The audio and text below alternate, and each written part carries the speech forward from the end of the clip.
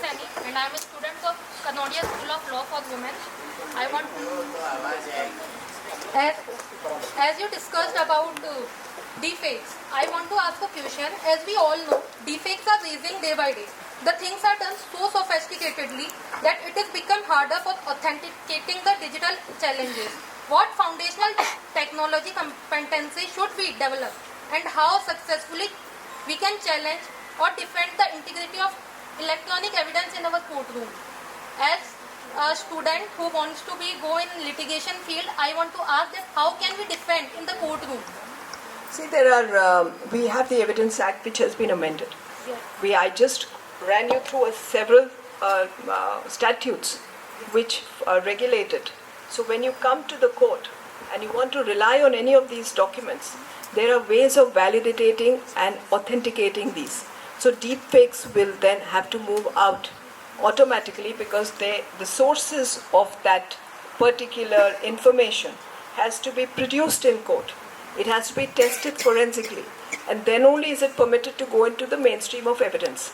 Those are tools which you will, when you go into practice, go to the Evidence Act, see Section 65B and all the amendments attached to it, and you will see how they can be established correctly in the court of law for it to be relied on as evidence. Yeah? Thank you. You're welcome. Any other question? From Kanoria School of Law for Women. My question is, ma'am, with the increase in the digital surveillance, do you feel that right to privacy is practically implicable, or it's just becoming a symbol? Look, it depends on how many consents do you give when you download an app or you go on the online, your nets, and there are, you know that they will ask you for consents, and they'll be, do you want all those cookies to come your way? You want some of them to come your way? How much of information do you want to share, even with Google, which is such a common, of such common user? As much information as you want will come on that domain. What you don't want to come up to a point can be constrained. It is for you to take a call how much and to what extent you want to go.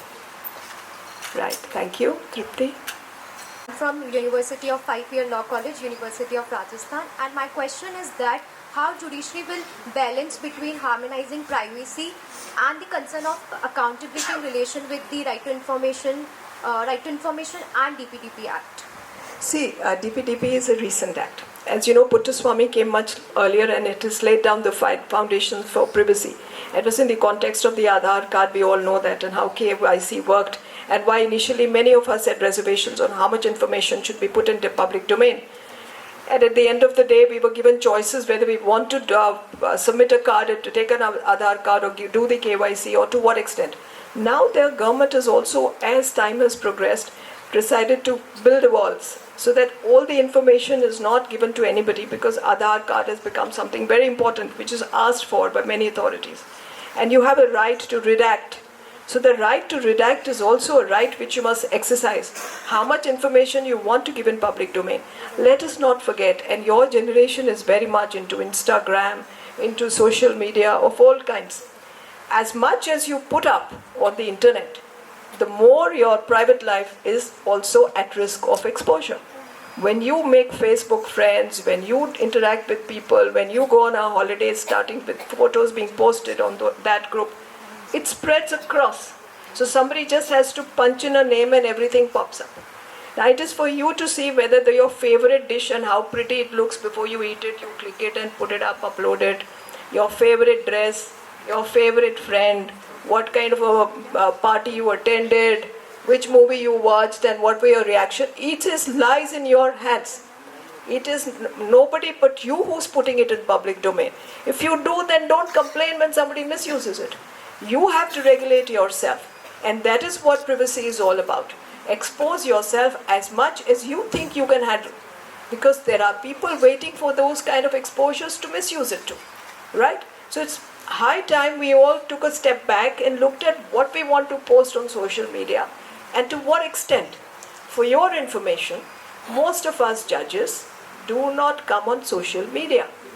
There is very little information that you will find of judges except from official portals about what we are doing, or maybe we are attending official functions. That's fine. That's being covered. But you will notice that most of us will not be sharing any of our private life or our affairs, because we are not on social media. We don't subscribe to it. Even today, maybe I'm not on Facebook. I don't want to be on Facebook. So why should I? I'll pick up a phone and speak to somebody. But today's generation wants to write messages. So there is a back and forth of messages. Now there are voice clips that are shared instead of even typing out a message. So auto check and auto spell and all can vanish.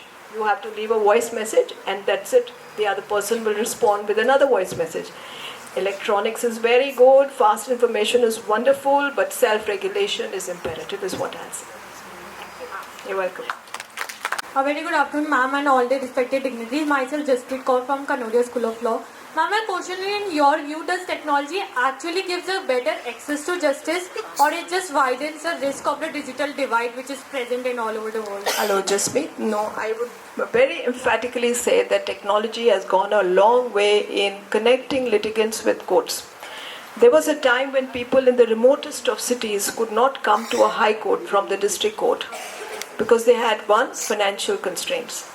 Let us not forget, maximum matters are settled and disposed of in district courts because many litigants don't have the financial wherewithal to engage a lawyer to appear in the high court for him or her in an appeal. And as we go higher from high court to Supreme Court, the numbers get lesser and lesser.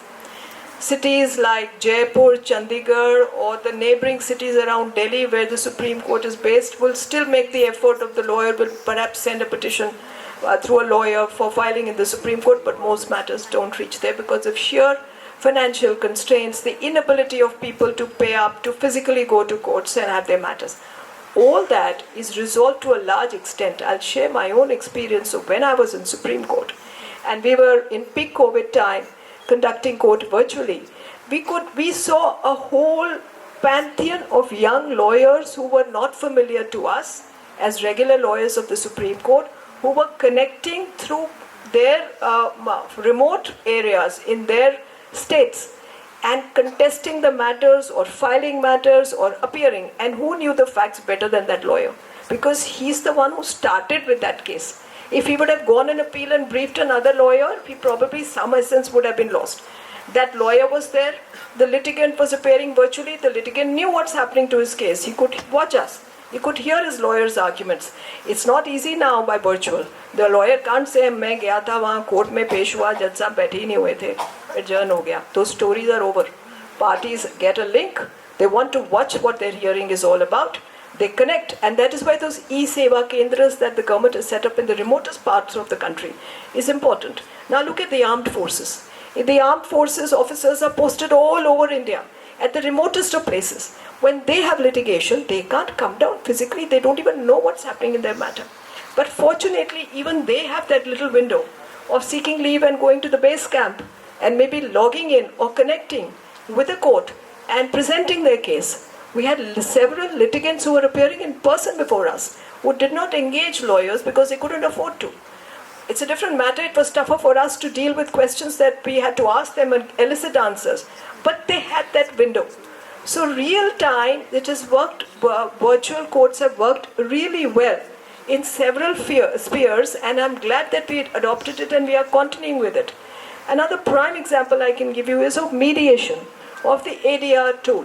Now mediation was something that was happening online in Delhi. I can say for myself, since I was a senior most judge and heading most of these committees, and I'm sure the other states were not behind us. We were having mediation online by buying licenses by the month of June. Pandemic had hit us in the end of March. We can't forget those days because courts were closed exactly for 2 days in Delhi and we were operational on the 3rd day, right? So everything was being managed. But our mediation started online from June, and those mediation were licenses purchased from WebEx, etc., which we had operationalized, and those meant that we had made slots for mediators and parties to connect. Parties from world over were connecting with their mediators. They were using all the facilities to interact with each other, and several matters got resolved in peak pandemic because of this. And as young girls, I should tell you, when we have young women lawyers and they have to multitask, so they have a house to run, they have children to take care of, and in pandemic to cook, swab, no maids, nobody to help, no house help, and then attend court. They could do it virtually from their houses.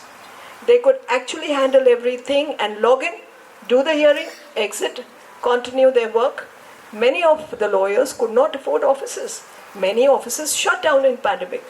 They chose not to go back to offices and converted a part of their house into a little space for virtual hearing. So there were a lot of pluses of virtual hearing, which we can't make small of. Everybody can't afford a chamber, a clerk, a conveyance, and all of it that goes for a lawyer before a lawyer enters the portals of a court. All that was made easy. Why? Because there was somebody who could log into a hearing by being connected directly. The link would be there every day, every morning. Everything was being done. Mentioning was being done. Filing was happening. And everything was virtual without coming out of your house. So women really had a big benefit at that time, during the COVID time and even thereafter, virtual courts. Right? Thank you, ma'am. My name is Nikhil Sood. I study in JCRC. Basically, my question is, your intervention during the pandemic is cited as a prime example of judicial oversight during a crisis. Where do you draw the line between judicial activism and ensuring executive accountability when the fundamental rights of citizens are at stake? When it comes to the right of the citizen, I as a judge will put that on top of the heap.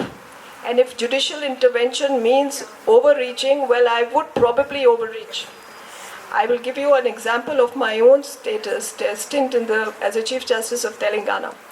When the second wave of COVID was very strong, the then government of the state of Telangana, and if some of you don't know, Hyderabad is big on tech, and Hyderabad is equally good on hospitals, medicines, and pharmaceuticals.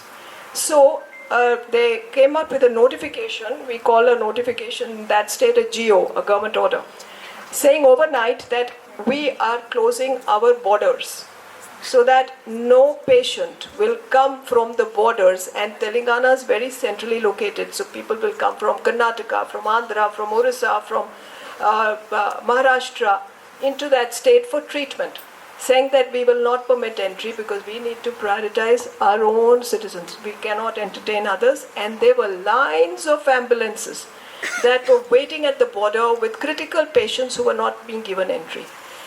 That GO was announced on a weekend.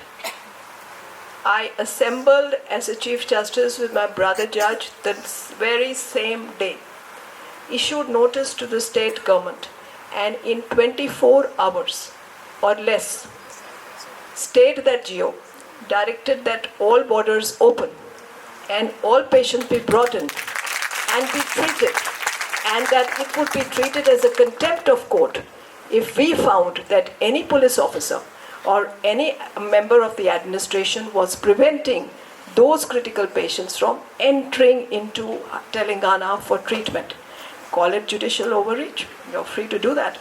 But I think right to health is the most important health aspect of our constitution. It is as good and higher than right to life. If there is no life, there is a question of a right to life.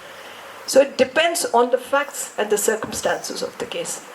And judicial overreach is why you have these PILs, which are helping us to protect the environment, to protect monuments, to ensure that there is clean air, clean water, that sewers are handled, that unauthorized construction is dealt with, that mining doesn't happen to rip the country of its entire estate.